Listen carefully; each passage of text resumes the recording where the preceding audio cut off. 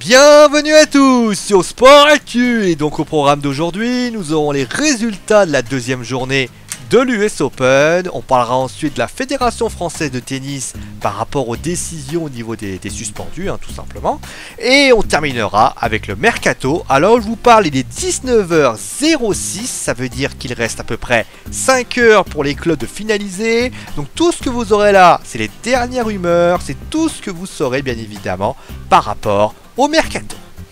Mais débutons donc avec l'US Open. Que s'est-il passé durant cette seconde journée? Après avoir subi une véritable humiliation la veille, les Français ont-ils remis les pendules à l'heure? Eh bien la réponse est oui, puisque des 7 engagés, il en reste 6, et oui, 6 quand même, 6, c'est quand même pas mal.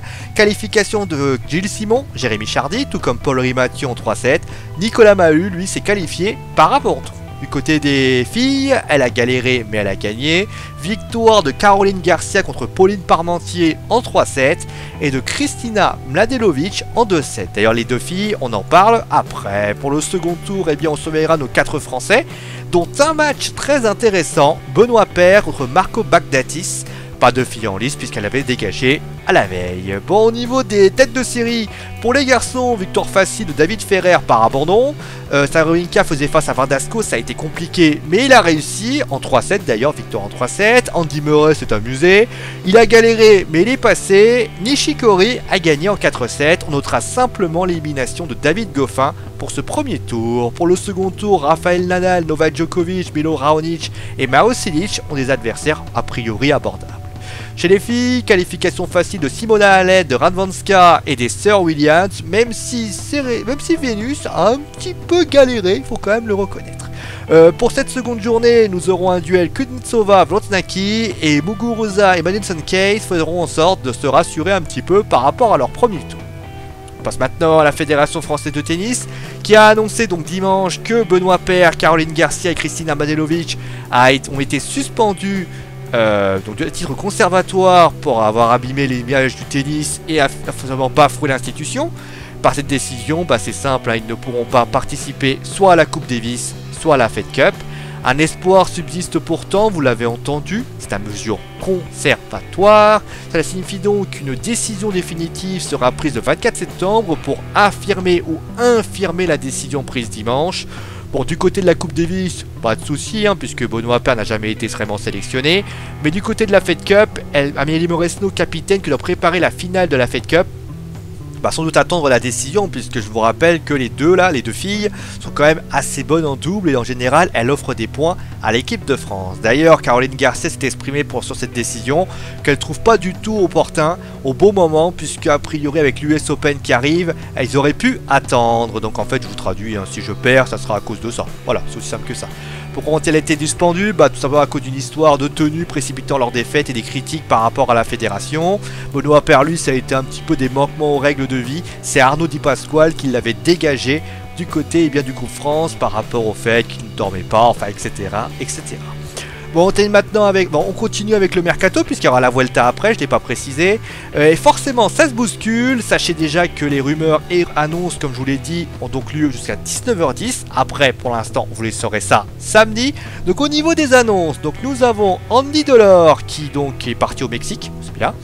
Mais malheureusement, les nachos devront être encore au radiateur, puisque pour information, le Caen et les Tigrés n'ont toujours pas trouvé un terrain d'entente. Du côté de Lille, la saignée s'annonce encore plus lourde. S'ils annoncent l'arrivée de Naïm Stili, les Lillois vont perdre Botéac et Mendes.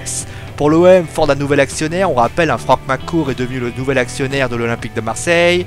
L'officialisation de Clinton Inge devrait quasiment arriver. D'ailleurs, Clinton Inge va, Nkoudou s'en va vers Tottenham d'ailleurs pour information. D'ailleurs, si NG ne viendrait pas, au cas où, l'OM officialisera l'arrivée d'un international géorgien, Torniquet, au Kriachvili. Moi noter d'ailleurs que Rod Fanny, a priori, va revenir. Enfin, il est même revenu d'ailleurs à l'Olympique de Marseille. On va un petit peu à côté pour Nice. Mario Balotelli, pas d'annonce pour le moment. Mais en tout cas, Nice Matin, lui, a annoncé l'arrivée de Younes Belhanda et aurait demandé en prêt le joueur de l'AS Roma, William Vainqueur. Pour l'instant, les deux annonces que je vous ai faites là, elles ne sont pas officielles. Donc attention. Pour le Paris Saint-Germain, attention, parce qu'il pourrait perdre. Edinson Cavani, ça semble être bon, mais pour ce qui s'agit de Chelsea, ils veulent David Luiz. Ils veulent récupérer David Luiz pour 37 millions. Alors, Paris a refusé, mais le club londonien n'aurait pas abandonné. Et attention, petit détail important, le Brésilien a d'ailleurs pris la direction de Londres hier matin. Je sais pas, on est 19h10, pour l'instant il n'y a pas d'annonce sur l'éventuel départ de David Luiz, mais attention, frémissez, c'est vrai qu'il est plus trop titulaire, mais il y a un truc qui est sûr, c'est que si jamais c'est officiel, vous vous retrouverez avec Kipembe, Marquinhos et Thiago Silva. Ça fait maigre pour la Ligue des Champions. Allez, justement, on passe du côté de la Manche avec les supporters d'Arsenal qui attendaient un gros transfert. Bah, c'est arrivé, hein, Mustafi pour 40 millions d'euros, mais pas seulement. Lucas Perez qui a signé pour 20 millions d'euros. A d'ailleurs noté que ce joueur a quand même l'auteur de 20 buts l'an passé, hein, quand même. Ça devrait être quand même le concurrent direct à Olivier Giroud. Du côté de Hull City, ils ont cassé leur tirelire pour engager Ryan Mason, ancien joueur de Lille et de Tottenham. Le montant n'a pas filtré, mais il serait record. Du côté de Aston Villa, ils ont engagé l'attaquant ivoirien Jonathan Kodjila pour 4 ans pour 20 millions d'euros. Du côté de Tottenham, justement, en plus de Nkoudou et de NG qui pourraient faire des bouches, pourraient littéralement se croiser, Newcastle essaierait toujours de récupérer Moussa Sissoko. Ils ont propulsé une somme de 20 millions d'euros. C'est pas suffisant pour Newcastle qui réclame le double. Attention, fait important, le joueur a été autorisé à quitter Clairefontaine. Alors pour quelle destination, je ne sais pas, mais on dit le Real est là, Everton est là, West Bromwich est là, et Chelsea est là maintenant. Ça veut donc dire concrètement que Tottenham va à se dépêcher s'ils veulent récupérer ce joueur. D'ailleurs, Tottenham pourrait pister également le joueur de Manchester United, Morgan Schneiderlin. Du côté de City, en plus de Samir Nasri à Séville, Eliakim Mangala, non désiré par Guardiola, est prêté à Valence. Joe Hart a signé en Torino en prêt. William Bony également est parti en prêt à Stoke. Un joueur par contre lui refuse de partir, c'est le défenseur de Liverpool Mamadou Sakho. Suivi par Stoke, il a refusé tout prêt. West Bromwich pourrait être sa porte de sortie, mais a priori il devrait rester à Liverpool.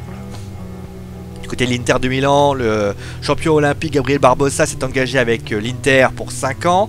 Pour remplacer Paul Pogba, la Juventus de Turin serait dirigée vers Axel Witsel et aurait formulé une offre de 15 millions d'euros. L'accord serait proche en raison du fait que Blaise Matuidi est toujours déclaré intransférable par le Paris Saint-Germain. Fini maintenant avec l'Atlético Madrid qui essaierait de scruter du côté de la principauté, avec une offre de 20 millions d'euros pour Thomas Lemar. Maintenant, l'ASM est sourd à toute offre pour le moment. On passe maintenant à la Vuelta qui donc donnait la 11e étape de la Vuelta après une pause bien méritée. Victoire de Christopher Froome, et oui, Christopher Froome qui a donc remporté cette étape-ci. Nairo Quintana reste toujours le maillot rouge. Par rapport à ça, on notera la grosse défaillance, vraiment l'officialisation de la défaillance de Alberto Contador qui a du mal et qui a priori ne remportera pas le maillot rouge. Voilà, vous savez, voilà, c'est un petit peu la fin du sport actuel, a été très long, hein. Vraiment désolé, mais c'est vrai qu'il y a énormément de choses ces derniers jours. On retrouvera vraiment un format un peu plus simple samedi. En tout cas, merci à vous tous d'avoir été là, merci à vous tous de suivre cette émission. Moi je vous retrouve bien sûr tout simplement samedi. On parlera d'ailleurs des résultats encore de l'US Open, pas ceux de demain, pas ceux d'aujourd'hui, ceux de vendredi. Pour information, on ira voir le match Italie-France, on ira voir les dernières officialisations du Mercato et on terminera avec la 13e étape de la Vuelta. Allez, maintenant j'arrête de faire long, merci à vous tous d'être là et ciao tout le monde et bonne rentrée à ceux qui font des rentrées.